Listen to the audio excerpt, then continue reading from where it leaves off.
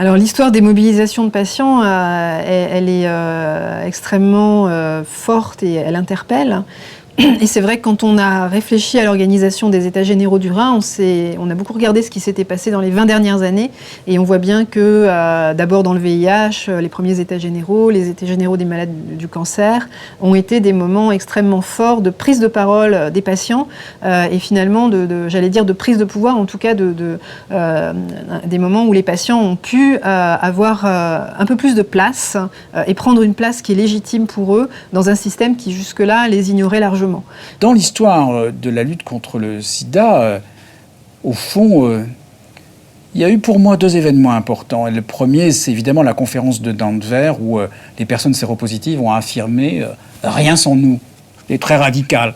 Et puis, il y a la lettre de création de Aide que publie Daniel Defer dans Libération en octobre 1984 où il invite à ce que les personnes séropositives, à ce que les malades soient des réformateurs sociaux. Je suis à peu près persuadé que s'il n'y avait pas eu dans les années 80 cette mobilisation-là des associations de malades du sida, la Ligue en 98 n'aurait pas fait les États généraux du cancer, où pour la première fois, c'était les malades qui interpellaient les professeurs qui étaient encore uniquement à la tribune.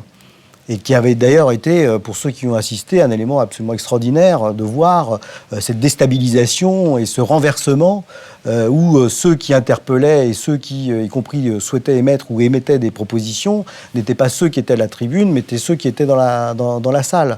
Ce qui nous intéresse, ce qui nous mobilise, ce qui me mobilise, moi en tout cas, c'est que ce qu'on a à dire, ce dont on se plaint, ça reste pas une plainte, ça reste pas un témoignage, mais ça provoque de la transformation sociale. C'est-à-dire que les lois, elles changent, que les dispositifs destinés aux patients évoluent, que la qualité des prises en charge s'améliore. Ce qui nous intéresse, c'est ça, oui.